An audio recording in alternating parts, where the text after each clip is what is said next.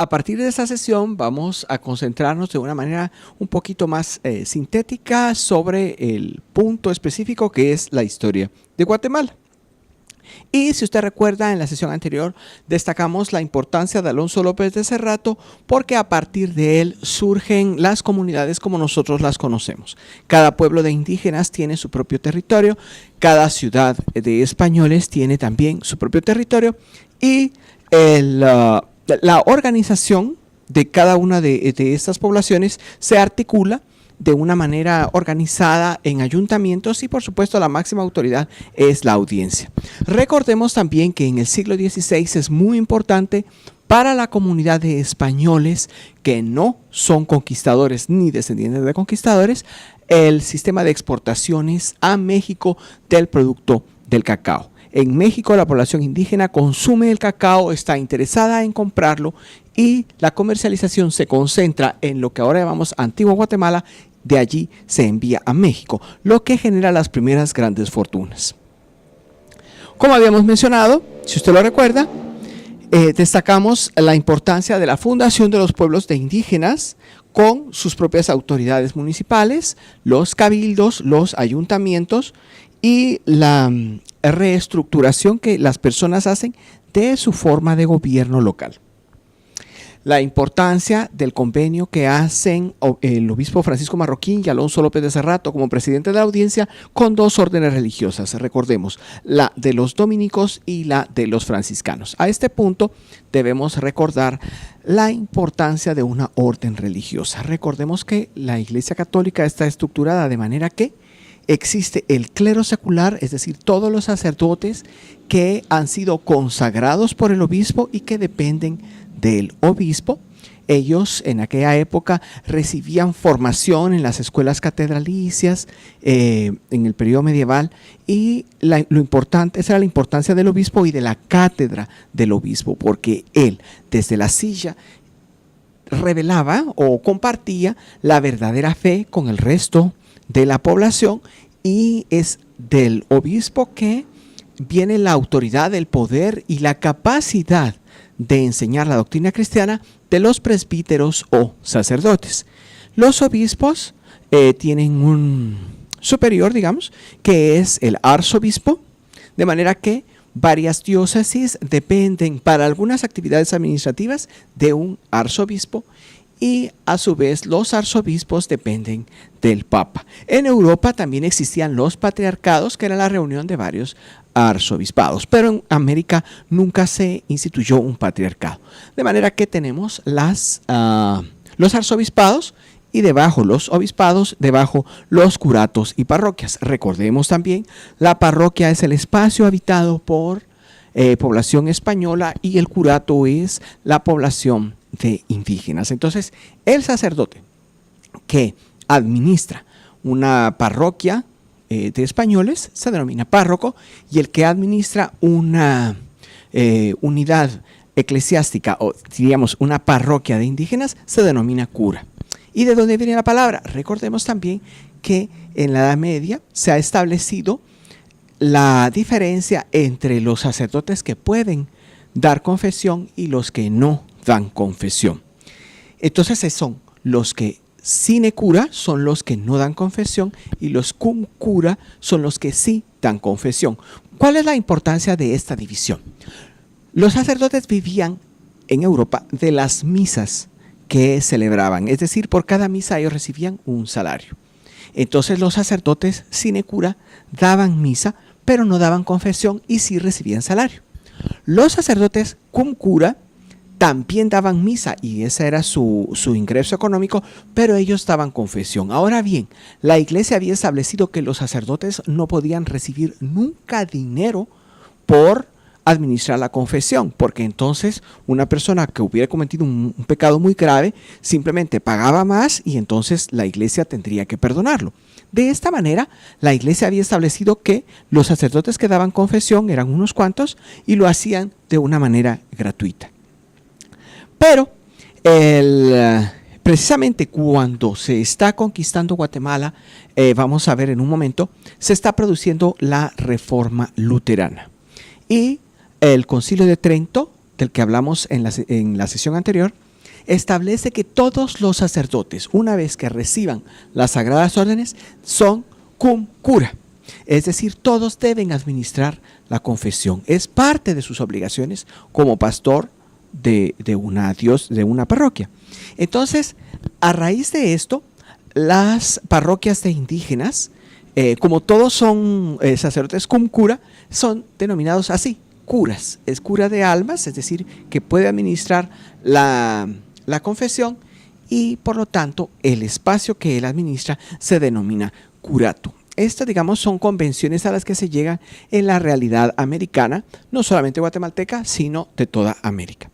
Bueno, por este lado tenemos a los sacerdotes seculares y de este otro lado tenemos a los sacerdotes regulares. Recuerda usted que los regulares vienen, en la palabra regular, viene de que siguen una regla, un estilo de vida que está documentado en un libro y que ellos aceptan voluntariamente. Ellos se consagran a Dios y tienen una forma de vida específica. La primera regla la hizo San Benito de Nurcia en el siglo V y de ahí surge la orden de los benedictinos. Y ellos tenían establecido todo lo que debían hacer dependiendo de la hora del día. Deberían levantarse de madrugada, hacer las oraciones, participar en la misa, pasar al refectorio donde se hacía reflexión mientras se tomaba el desayuno y después unos iban a trabajar en el campo y otros debían trabajar en el escritorio o el lugar donde se reproducían los libros o se ponían a estudiar. Entonces, digamos, al mediodía estaba establecido cómo lo llevaban, por la tarde qué era lo que tenían que hacer. Entonces, esta planificación de una forma de vida muy específica se quedaba indicado en ese documento que se denominaba regla, era la regla de la orden. Entonces, todas las órdenes religiosas son denominadas regulares porque tienen una regla que estipula cada momento de su vida. Y por supuesto, usted recuerda, había órdenes masculinas y órdenes femeninas.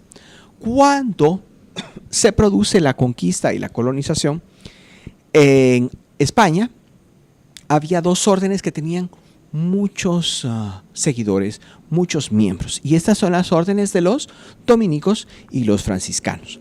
Esa es la razón por la cual el obispo marroquín tiene la idea de llamarlos a ellos. El convenio, como le decía, se hace después con Alonso López de Cerrato. Pero la idea de llamarlos es porque el obispo marroquín había pedido sacerdotes seculares a España. Y cuando llegan a Guatemala, son personas un poquito rebeldes a la autoridad del obispo. Ellos sienten que no le deben obediencia. Algunos, el propio obispo los acusa de que les gustaba un poco el vino. Y entonces él tiene que encarcelarlos. Y entonces los tiene presos. Y entonces él se queja de que no pueden hacer uso de los servicios de estos sacerdotes porque están presos, porque han sido rebeldes contra él. Entonces, él desiste de la idea de llamar sacerdotes seculares para que hagan la evangelización y la administración de las parroquias en Guatemala y prefiere 1000 veces a los dominicos y franciscanos. ¿Por qué? Porque los sacerdotes regulares tienen una vida ordenada, una vida regulada por cada orden y son obedientes. Ellos hacen votos de pobreza, castidad y obediencia. ¿Qué quiere decir eso? Que no van a tener ninguna propiedad a su nombre, por eso son pobres. Castos, no van a tener sexo con nadie mientras sean miembros de la orden, y obedientes a sus superiores. Lo que le interesa mucho al obispo marroquín es que son obedientes. Y entonces él puede decirles, hay que evangelizar en tal parroquia, hay que evangelizar en tal pueblo, y ellos van a hacerlo. Por otra parte, los sacerdotes seculares no hacen votos. Ellos lo que hacen es una promesa de celibato. ¿Qué quiere decir eso? Que prometen que nunca se van a casar. Entonces, todos los bienes que ellos poseen, depende de cómo esté organizada la persona, puede tener bienes a su nombre y puede administrar bienes de la iglesia. Los bienes de la iglesia no los puede tocar. Él no puede hacer enajenación de esos bienes. Una casa, un terreno, eso no le pertenece a la iglesia. Pero el sacerdote secular sí tiene sus propios bienes. Puede tener una casa, puede tener una finca, puede tener muchos bienes porque él no hace promesa de pobreza, ni tampoco hace voto de pobreza. Él solo hace promesa de que nunca se va a casar. Por esa razón, el obispo prefiere las órdenes, le parecen más confiables y más adecuados para lo que se necesita trabajar en un lugar como Guatemala. Ahora bien, los dominicos, si usted recuerda, son sacerdotes. Hay también frailes que no reciben las órdenes sagradas, sino que son legos. Entonces, pero todos tienen que tener una característica especial. Deben estar muy bien formados en teología y en filosofía. Son sabios, son personas que se dedican a estudiar, que se dedican a la enseñanza, y en Europa son los que han dirigido por muchos años, incluso siglos, las universidades. Los dominicos se hicieron famosos en universidades como la de París. Entonces ellos son tenidos por eruditos. Entonces es gente muy pensante, muy conocedora de su sistema religioso. Los franciscanos tienen un espíritu un poco diferente. Los franciscanos están dirigidos a servir a los pobres. Francisco de Asís, que es el fundador de los franciscanos, piensa que si Jesús era pobre, un verdadero seguidor de Jesús debe ser una persona pobre. Y Francisco renuncia a todos los bienes, y a partir de su renuncia jamás tiene nada que le pertenezca. Él usa un hábito, un traje ordinario, un traje rústico, pero él piensa que no le pertenece. Él piensa que si hay un momento de necesidad, él se lo puede dar a otra persona porque no es de él. Esto es lo que piensa Francisco. Los seguidores, algunos están de acuerdo con estas ideas y otros piensan que qué bonita la idea de ayudar a los pobres, pero si yo ayudo a un pobre no tengo por qué ser yo tan pobre como el pobre al que estoy ayudando. Entonces hay una pequeña división que después tiene consecuencias importantes en Europa entre los franciscanos. Entonces, algunos piensan que la orden es muy bonita, muy interesante y todo, y les gusta el espíritu de Francisco, pero no quieren llevar una vida rigurosamente pobre y sí quieren estudiar. Entonces tenemos desde principios de la orden franciscana sacerdotes como San Buenaventura, como San Antonio de Padua, que son eruditos, que estudian mucho, pero son fieles a la orden. Son pobres personalmente hablando, es decir, ninguno de ellos tiene una colección de libros, simplemente la colección de libros le pertenece al convento. Y están los otros que son un poquito más exigentes y dicen, no, tenemos que ser pobres, pobres, pobres, y esto después en Europa crea un conflicto con las autoridades. ¿Por qué? Porque ellos dicen, si Jesús era pobre, la iglesia debe ser pobre. Entonces, en una época en Europa, cuando hay conflictos sociales importantes ocasionados por las guerras, por algunas sequías que no producían suficiente alimento, etc., algunas personas reaccionan con violencia, encuentran en esos franciscanos muy rigurosos como que el modelo a seguir. Entonces dicen, ¿por qué el obispo tiene un palacio, tiene mucha comida y nosotros somos pobres, no tenemos que comer? Los franciscanos son como nosotros, y entonces esta gente se vuelve un poquito agresiva. Esto ocurre en Italia. Esto da origen a las, a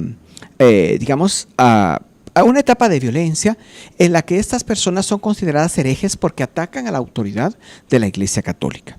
Entonces, para solucionar el problema, la Iglesia Católica establece la Inquisición. ¿Y qué es la Inquisición?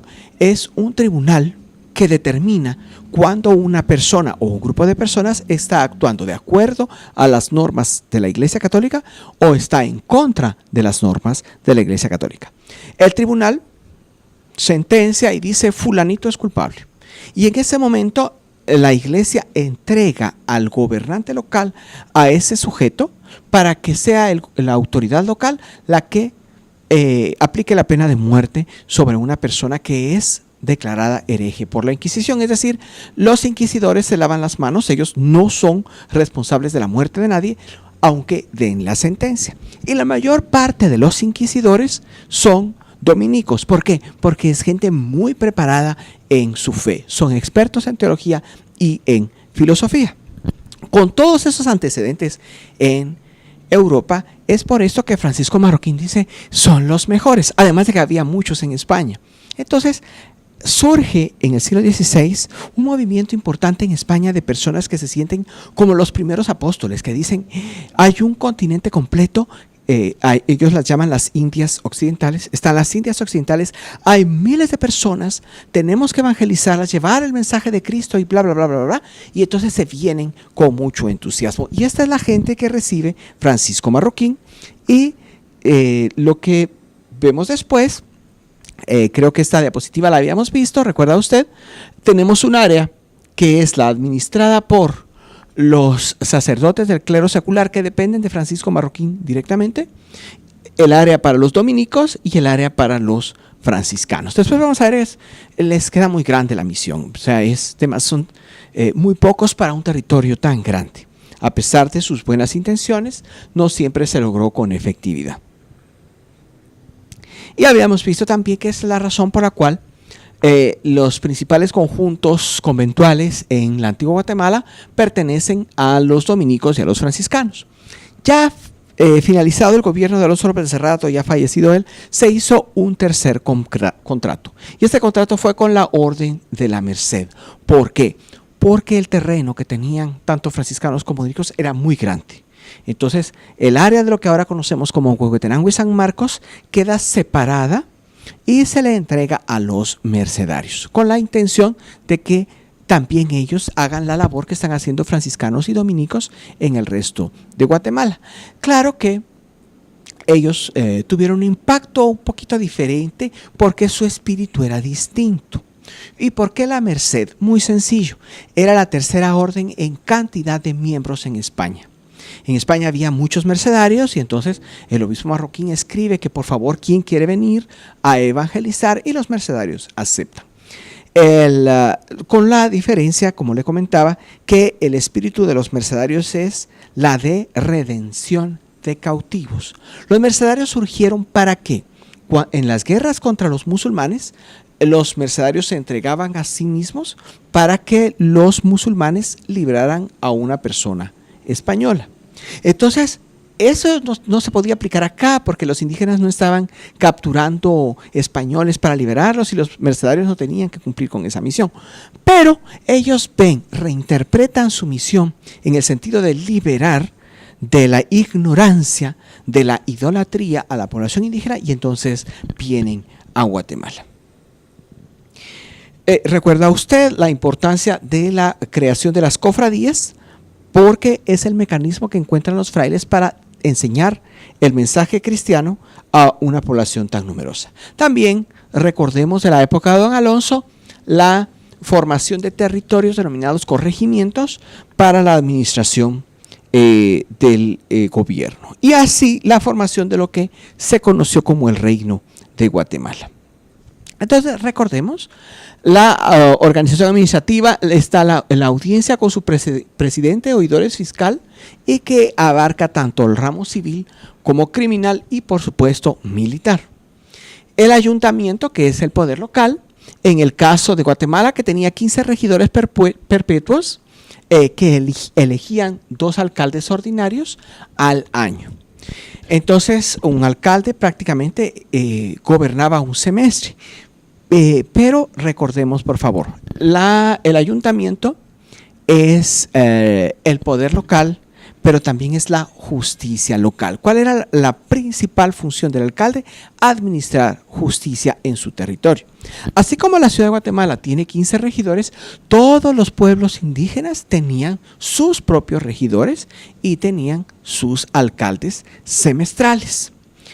Pero lo que pasa es que si uno de los alcaldes sufría un accidente o no podía, el otro lo sustituía sin necesidad de hacer nuevas elecciones. Entonces, uno prácticamente cumplía la función de juez durante 6 meses, el otro los siguientes 6 meses, pero si por alguna razón alguno de los dos no podía, el otro inmediatamente sustituía y no había interrupción en la administración de justicia.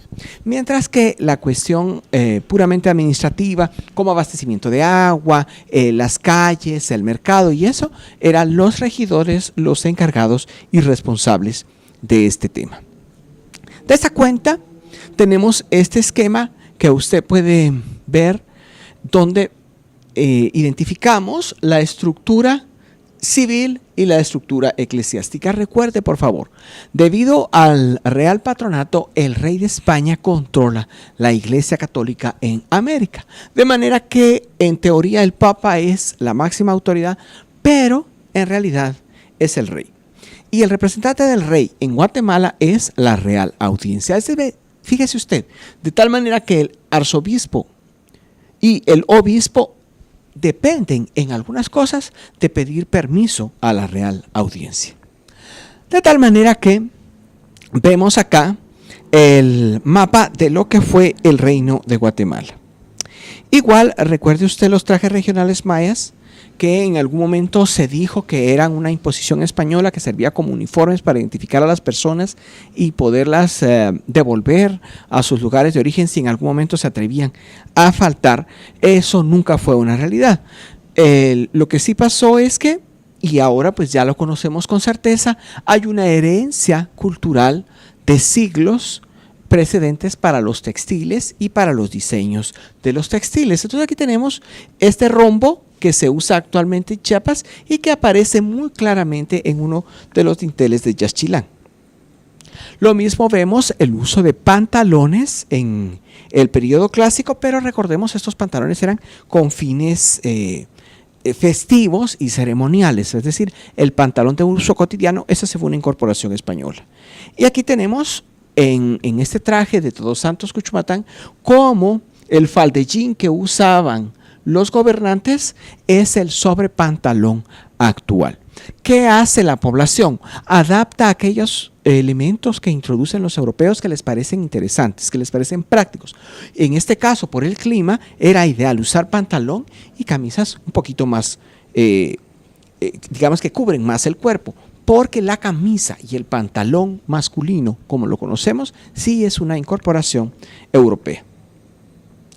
Otro elemento, este faldellín, vemos aquí claramente el faldellín que aparece en una vasija y cómo se convirtió en el ponchito del área de Sololá. Una verdadera incorporación, una verdadera innovación es la chaqueta, porque eso, digamos, el uso de mangas, eso sí no es prehispánico, eso sí es europeo. Y aquí tenemos estos diseños en Sololá, que el que a mí me parece más interesante es el más tradicional, porque recordemos que Sololá es el lugar gobernado por la familia Tzotzil, la familia del murciélago, y es lo que encontramos en la espalda de los usuarios varones de esta población. Como decíamos hace un momento, el pantalón sí es una innovación, el pantalón de uso cotidiano sí es una innovación introducida por los españoles, y aquí lo vemos perfectamente adaptado por la población, porque lo que necesitan es un pantalón que no se moje al momento de estar entrando a las aguas del lago, y es aquí lo que vemos, cómo se adaptan a las circunstancias. Caso especial es el de Chichicastenango. El traje de los cofrades es una variación, una adaptación de un traje puramente español. Aquí vemos un grupo folclórico español y usted se puede dar cuenta que el traje es el mismo. Lo que tiene es que usa chaleco, mientras que el de Chichicastenango pues sí tiene mangas. Entonces, ¿qué pasó allí? Muy sencillo. Recordemos que la gran parte de la población de la nobleza indígena que huye de Cumarcaj al momento de la conquista se refugia en Chichicastenango. Cuando son reconocidos sus derechos por las autoridades españolas, entonces ellos tienen derecho de vestirse a la española. Y como todos son nobles, deciden usar ese traje. Entonces, lo que está demostrando el traje de Chichicastenango es los ancestros nobiliarios de la población del lugar. Otro caso diferente es el del corte. El corte sí es una prenda femenina de antecedentes prehispánicos, y en esta vasija podemos ver claramente cómo la señora debajo del huipil tiene un corte. Y el tocoyal, ¿verdad? Esa banda de tela que se enrolla alrededor de la cabeza y que indica pues el estado civil de la muchacha. Si la mujer es casada, el tocoyal es más largo y por lo tanto la pieza cubre más, ¿verdad? Es mucho más gruesa a la hora de colocarse en la cabeza. Mientras que si es soltera, como esta jovencita, lo vemos bastante reducido. Y lo interesante tal vez es cómo pasó de ser una prenda masculina a una prenda femenina en algún momento de la historia de los antiguos pobladores. Aquí tenemos una casada, que es la señora Concepción Ramírez Mendoza, que fue la modelo para la moneda de 25 centavos.